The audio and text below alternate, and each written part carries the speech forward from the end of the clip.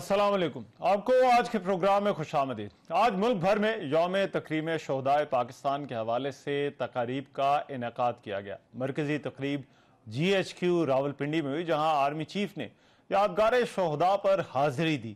साबिक army chief general Qamar Javed Bajwa और साबिक chairman joint chief general Nadeem Raza भी इस तकरीब में मौजूद थे। Chief of army staff general Asim Munir police line Islamabad भी गए, जहां उन्होंने कहा कि जो कुछ 9 मई को हुआ वो इंतहाई अफसोसनाक और काबिल मजम्मत है। शोहदा की यादगारों की बेहुरमती करने वालों को कौम ना तो माफ करेगी और ना ही भूलेगी। सदर आरिफ अलवी ने भी एक पैगाम में कहा कि जवानों और अफसरान की कुर्बानियों ने पाकिस्तान के दिफा को नाकाबिले तस्खीर बना दिया। चैलेंजेस पर काबू पाने के लिए हमें अपनी सफ़ों में इत्तेहाद पैदा करने की जरूरत है। वजीर आजम रेडियो पाकिस्तान पेशावर गए और उन्होंने कहा कि 9 मई के वाकयात में मुलव्वस अनासर को कानून और आइन के मुताबिक सजा मिलेगी। इससे जुड़ी एक अहम खबर 9 मई के हवाले से ये कि जो मुलव्वस अफराद थे उनके खिलाफ फौजी अदालतों में कार्रवाई का आगाज भी हो गया है। इसके अलावा तहरीक इंसाफ के मुख्तलिफ रहनुमाओं का पार्टी छोड़ने का सिलसिला भी जारी है।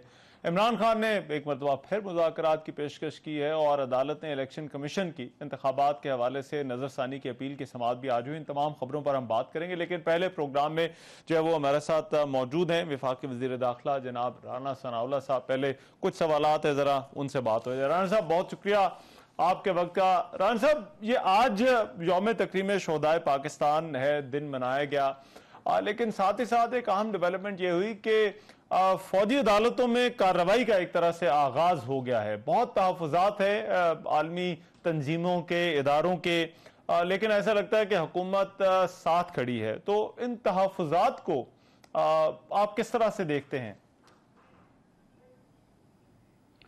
देखें, आलमी तंजीमों की जो अपना सोच या उनके जो तहफ़्फ़ुज़ात होते हैं उनमें उनके अपने इंटरेस्ट जो है वो शामिल होते हैं। कश्मीर में होने वाला जुल्म जो है वो आलमी तंजीमों को कितना नज़र आता है या कितना नज़र आया है, ये सारी दुनिया के सामने है। और गुआंतानामो बे जो बनाया गया और वहाँ पे जिस तरह का जो है वो जुल्म हुआ, आफिया सिद्दीकी जो है उसकी कहानी जो है वो सारी दुनिया की जो है वो ज़ुबान पे है। तो उनके ऊपर जो इंसाफ का बोल बाला हुआ और जो आलमी तंजीमों ने उसके ऊपर जो कारकर्दगी दिखाई वो किसको नहीं मालूम। मामला ये है कि अगर फौजी तनसीबात के ऊपर दिफाई तनसीबात जो है उनकी जो हसास नवीयत की चीज़ें हैं, उनके घर हैं, उनको आग लगाई जाए।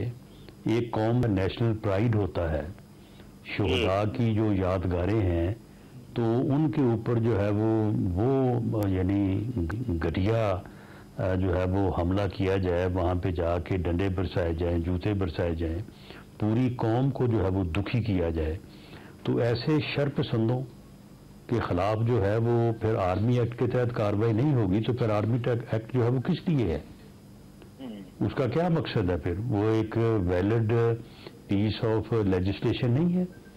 अगर आप यानी आर्मी का जो एरिया है उसमें जाके उनके घरों तक पहुंचें, घरों को पहले लूटें, उसके बाद आग लगाएं, जो उनकी इंस्टॉलेशंस हैं उनके ऊपर आप पहुंचें, वहाँ पे जाके तोड़ फोड़ करें और उसके बाद जो है वो शोहदा की यादगारों को जो है वहाँ पे आप डिसमेंटल करें और जो काम दुश्मन नहीं कर सकता वो आप करें।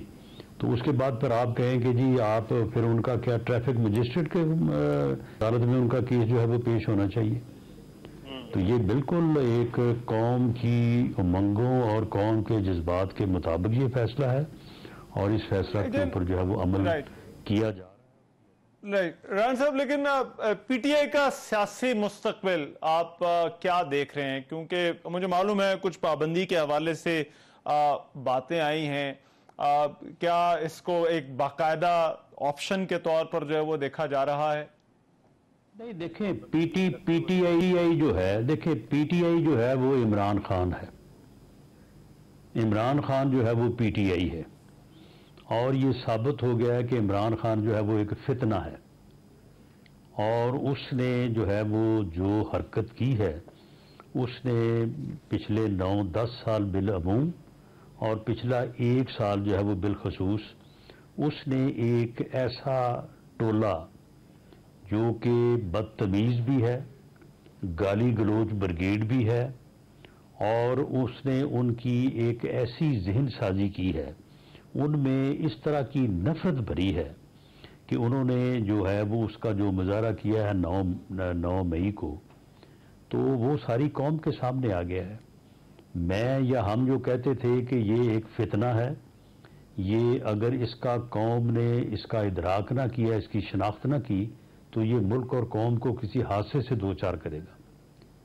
तो बहरहाल अभी क्योंकि वो इब्तदा में था, अभी पूरी तरह जो है वो उसका फैलाव नहीं हुआ था, और ये हादसा हो गया, तो ये हादसा जो है उसने खुद अपनी जमात के साथ ही कर दिया है, अपने आप के साथ कर दिया है।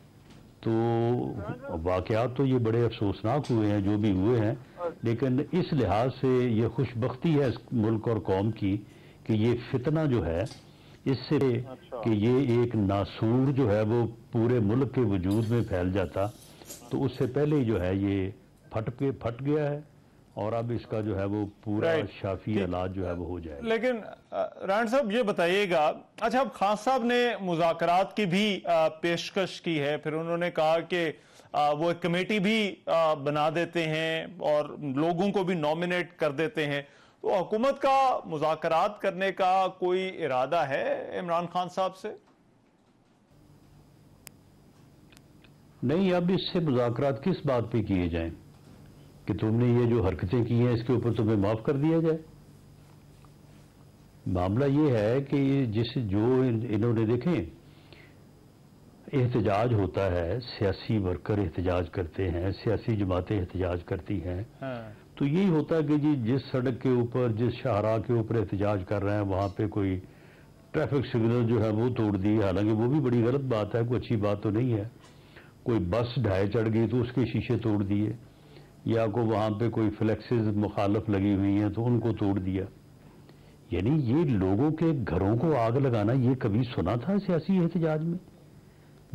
यानी बदतरीन एक दूसरे के मुखालफ होने के बावजूद पिछले 75 सालों में किसी ने जो है वो ये हरकत नहीं की।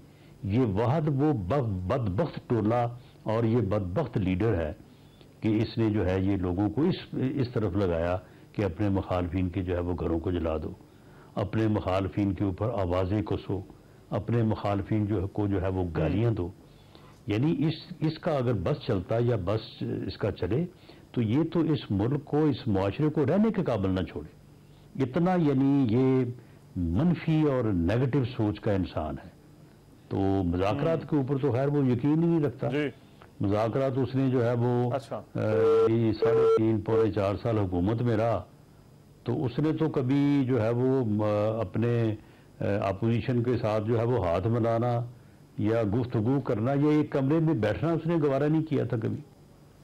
तो मुज़ाकरात उसने क्या करना है? अब हम उसके साथ मुज़ाकरात करेंगे तो जिन शोहदा की जो है वो यादगारों को उन्होंने डिसमेंटल किया है, डंडे बरसाए हैं, आग लगाई है, तो वो लोग, आप उनके जज्बात तो सुने ना कि वो किस तरह के रखते हैं और कितने दुखी हैं इसकी इस हरकत के ऊपर।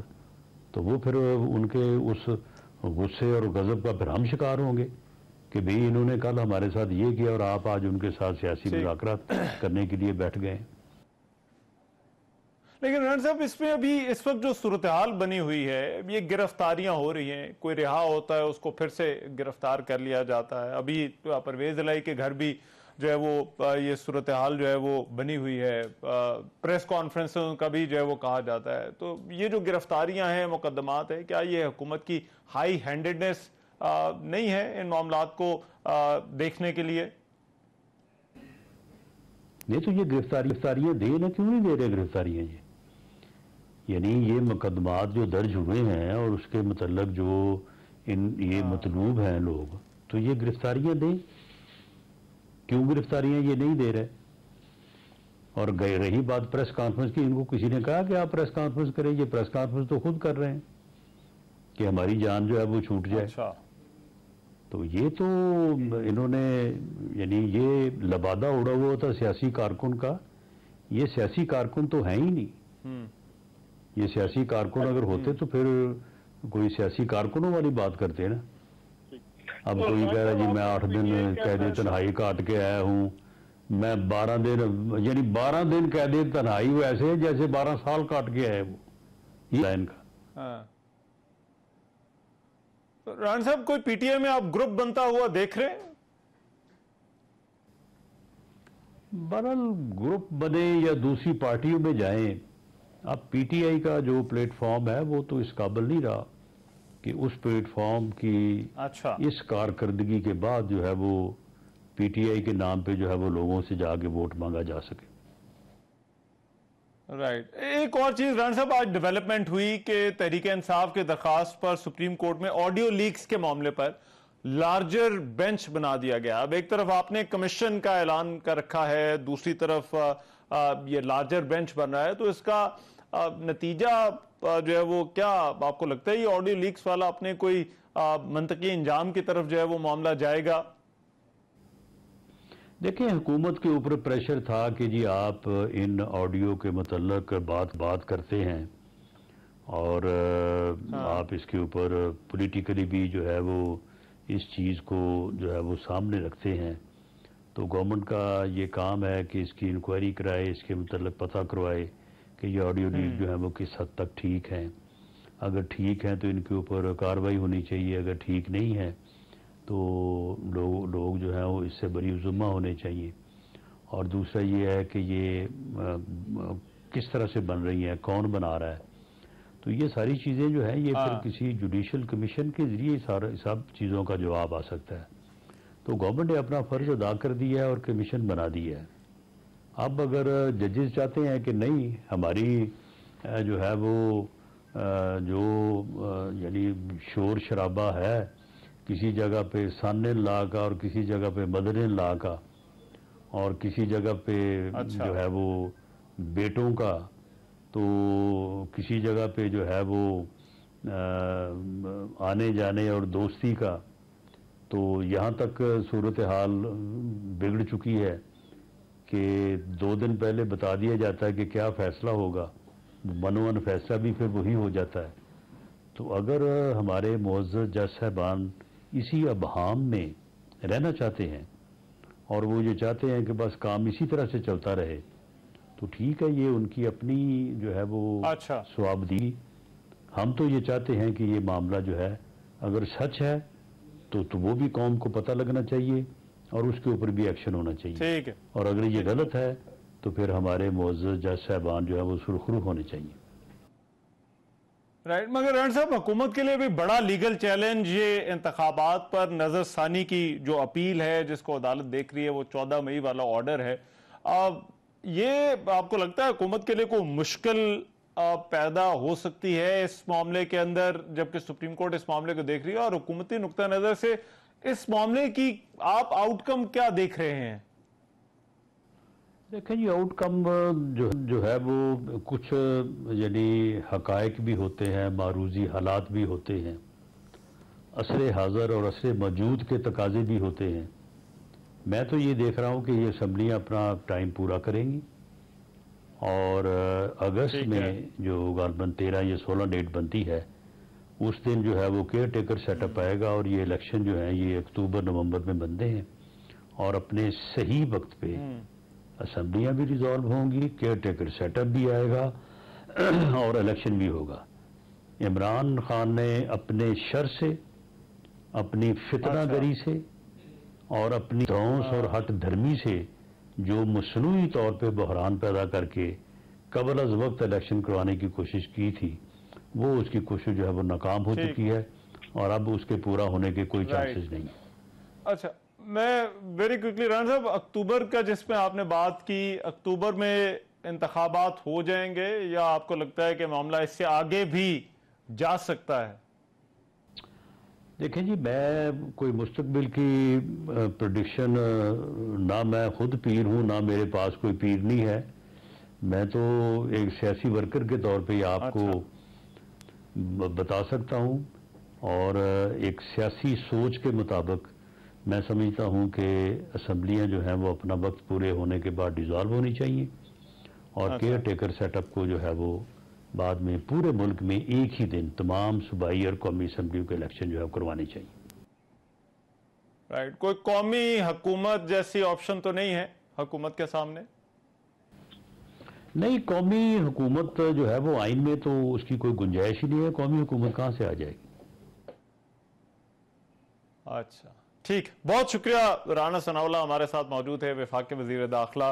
कुछ इश्यूज पे बात की। नाज बलोच साहबा और डॉक्टर इफ्तिखार दुरानी साहब हमारे साथ मौजूद है। मैं नाज बलोच साहबा मेरे साथ इस्लामाबाद स्टूडियोज में हैं, दुरानी साहब लिंक के जरिए जो वो ज्वाइन करें। बहुत शुक्रिया आप दोनों का भी, गुफ्तगू में आपने ज्वाइन किया। मैं डॉक्टर इफ्तिखार दुरानी साहब से जरा पहले पूछ लेता हूँ।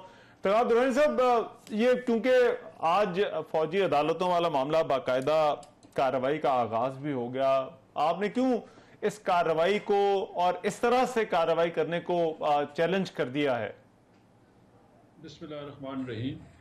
देखें, एक मुनज़्ज़म साजिश है लंदन प्लान के ज़रिए इस पार्टी को जो है वो ख़त्म, क्रश करने का वर्ड है, क्रश करने का, ठीक है जी।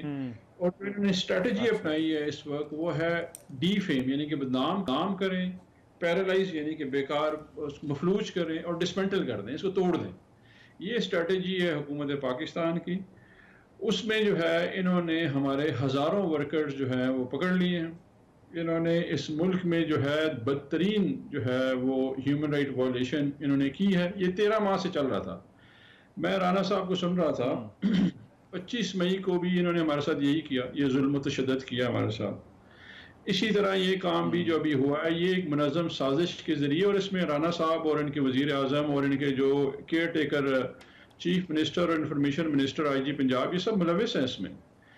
देखिए, इनकी अगर आप तारीख देखें ना तो किसी को भी शक नहीं रहना चाहिए कि जिस तरह ये इस वक्त सियासत कर रहे हैं ज़ाती मफाद के लिए, इन्होंने अपने शुहदा जो हैं हमारे उसको भी सियासत में इस्तेमाल कर लिया। मुझे दुख है, आज मैंने वीडियो बयान दिया तो कोई भूल गया नवाज शरीफ जिस तरह का बयानात 65, 71 और कारगिल के शहीदों के लिए कह रहे थे, कोई भूल गया ख्वाजा आसिफ के बयानात, उसके बाद एहसन इकबाल के बयानात, स्पीकर जो इनके थे अयाज सादिक के बयानात, राना साहब के बयानात।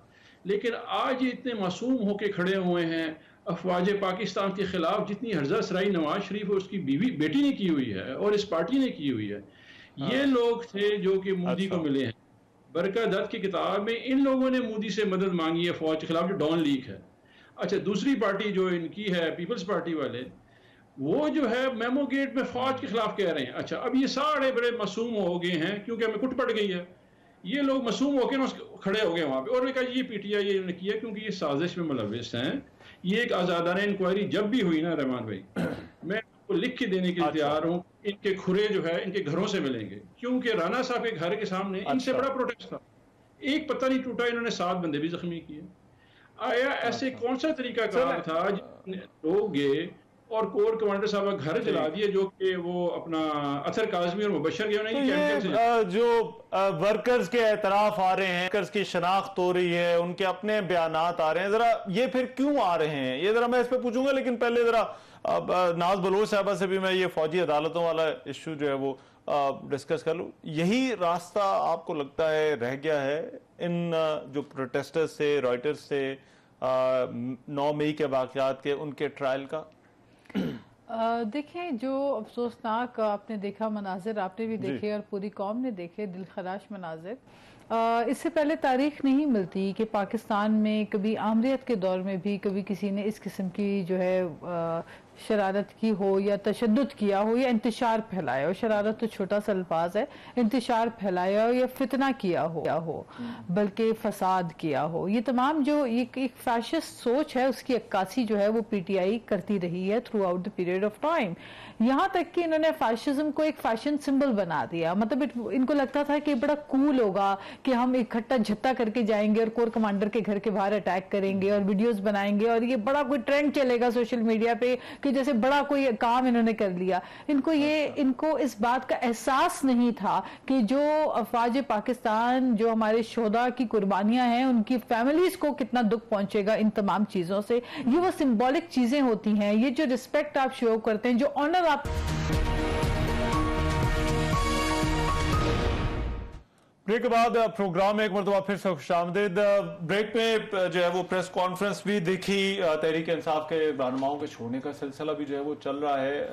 नाज बलोच साहब, एक तो आप बात कर रही थी, बात मुकम्मल कर लीजिए। दूसरा, ये पीटीए बार बार बात कर रही है कि हम मुज़ाकरात कर लेते हैं, बातचीत कर लेते हैं। खान साहब ने कहा है कमेटी भी जो है वो मैं कर लेता हूं। तो पीपल्स पार्टी क्या समझती है, कोई बात हो सकती है इमरान खान से? देखिए, मुज़ाकरात तो उनसे होते हैं जो जिनके अंदर थोड़ी रवादारी का जज्बा हो, जिनके अंदर जो है वो टॉलरेंस हो। जो हेट पॉलिटिक्स और पोलराइजेशन फैलाते हैं, जो नफरत फैलाते हैं, उनसे कौन से मुज़ाकरात किए जाएंगे? 3.5 साल तो इमरान खान को मुज़ाकरात नजर नहीं आए जब वो हुकूमत में थे।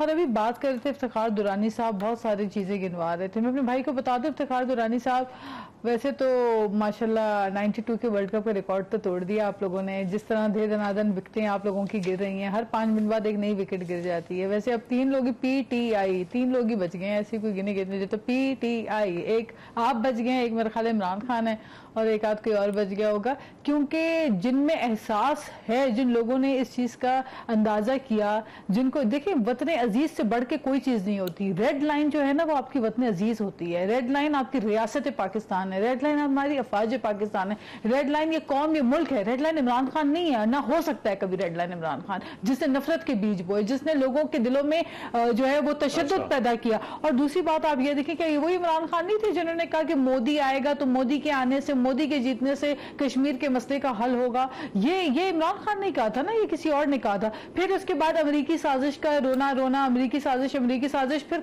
माशाल्लाह कांग्रेस वुमेन से तो जिस तरह प्लीड कर रहे थे, मदद मांग रहे थे, हेल्प हेल्प की आवाजें हमें सुनाई दे रही थी। तो जितने आप लोगों ने अपने बयानिए से एक तो डी ट्रैक खुद ही होते रहे, यू टर्न्स लेते रहे। फिर अवाम को आपने क्या कहा? आपने 3.5 साल क्या था बयानिए? नैरेटिव इनका यही था कि जी एस्टेब्लिशमेंट हमारे साथ एक पेज के बाद आपने कहा जी न्यूट्रल हो गए। फिर आपने कहा जी न्यूट्रल तो जानवर होता है, हमारा साथ दो। तो ये जो आप अपनी तरफ ला ला के जो है ना दावत देते थे कि जी हमारे साथ आके खड़े हो तो तुम अच्छे हो, हमारे साथ खड़े नहीं होगे तो this is what we are going to do. आज तक पाकिस्तान की तारीख में किसी सियासी जमात ने ये जुर्रत नहीं की और ऐसा कभी सोचा भी नहीं कि फौजी तंसीबात के ऊपर जाकर इस तरह से खुदा ना खास्ता हमला करेंगे।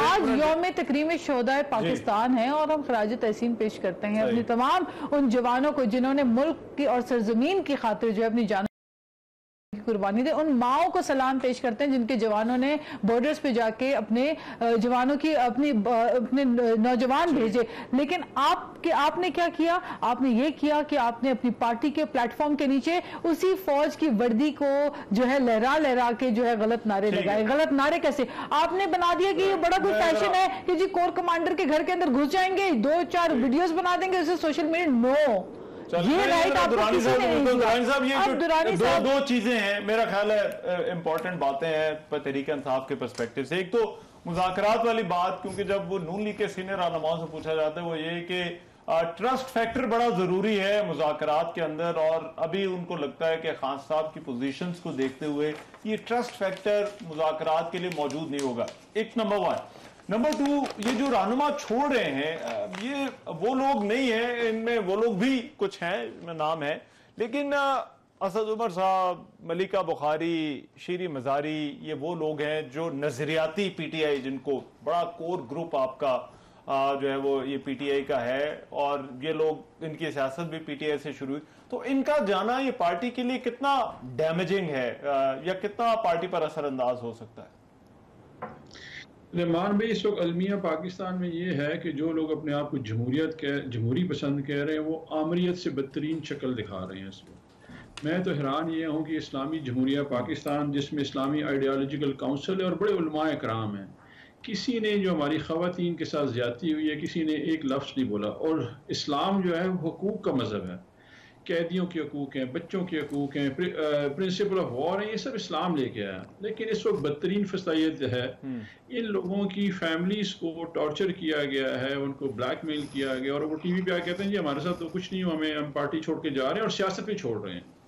ये नुकसान है मुल्क का कि जब आप एक नई लीडरशिप क्रिएट हो रही होती है, उस लीडरशिप को जब ख़त्म कर रहे होते हैं, इससे बड़ा नुकसान नहीं है। देखें रहमान भाई, 10 अप्रैल 2022 को एक गलती हुई, उस गलती को सुधारने के लिए आईनी तरीक़ाकार ये कि 90 दिन में इंतखाबात कराने चाहिए, जब पंजाब और सिंध जो पंजाब और खैबर पख्तूनख्वा की असम्बलियाँ डिज़ोल्व हुई। लेकिन उस गलती को दुरुस्त करने की बजाय एक बंदे के ऊपर इस वक्त जो है वो हमला है और उस पार्टी के ऊपर हमला है। इसमें जो फ़र्क क्या है पहले के केसों में और इस केस में फ़र्क क्या है? देखें, हमारा लीडर भी इस मुल्क में और हमारे वोटर भी यहाँ मौजूद हैं। वो जिसके ऊपर हाथ रखेगा, वो मैं हूँ, आप हैं, कोई XYZ है, वो लीडर है और उसको अवाम वोट देगी। वो जा नहीं रहा, वो गिवन नहीं कर रहा। पहले लीडरों की तरह जो कि पीपल्स पार्टी के हैं, मुस्लिम लीग नवाज के हैं, वो मुल्क बदल नहीं हुए। वो कह रहा है कि मैं यहीं जीना मरना है, मैंने जाना नहीं। अच्छा। तो इसलिए इस वक्त मुझे दुख ये है कि जो पाकिस्तान के सबसे बड़ा अलमी है, जैसे कि आपने कहा कि लोग दे रहे हैं, स्टेटमेंट्स दे रहे हैं, तो रहमान भाई आप लॉ में पढ़ते हैं, फौज का तरीक़ाकार है कि एक कोर्ट ऑफ इंक्वायरी होती है। अभी इस वक्त जो मेरी बहन है वो मीडिया जो है जिसमें कि एक हेट कंटेंट हमारे खिलाफ चला रहा है, वो जज, ज्यूरी और एग्जीक्यूशनर का रोल कर रहा है। हालांकि आपको एक फेयर। अच्छा दुरानी साहब, यहाँ से कंटिन्यू कीजिएगा, वो एक ब्रेक का हो रहा है, मैं जरा चाह रहा हूँ ब्रेक के बाद आ जाता हूँ, जरा ब्रेक के बाद बात कंप्लीट कर लीजिएगा।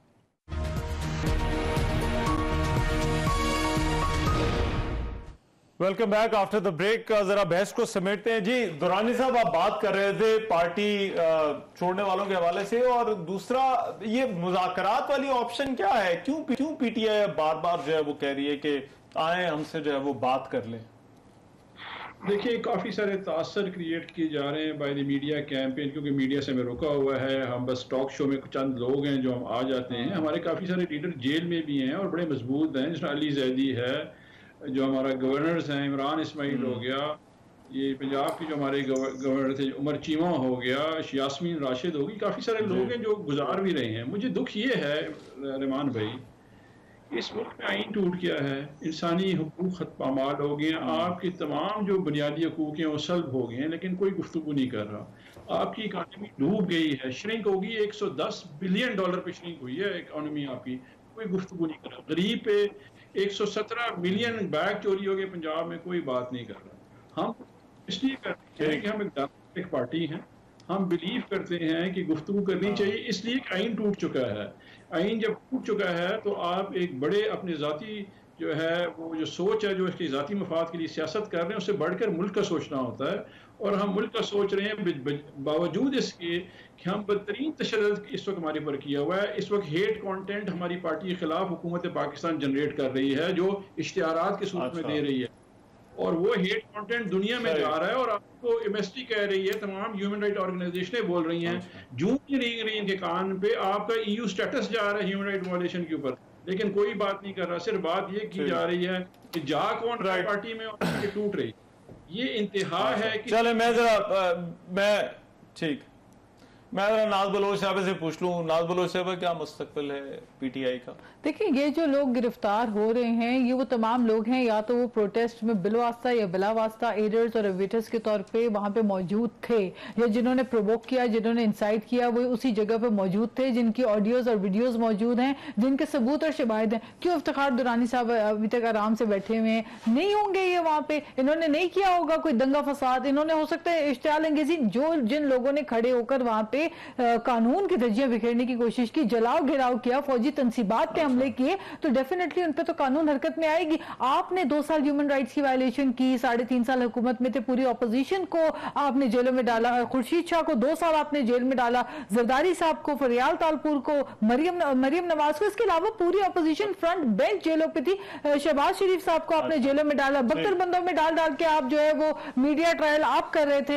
इस दौर में तो आपके लिए देखे आप खत्म हो गया। नाज बलोच साहबा, इफ्तिखार दुरानी साहब हमारे साथ मौजूद है। आज के प्रोग्राम से इतना, इजाजत दीजिए, अल्लाह ने के बाद।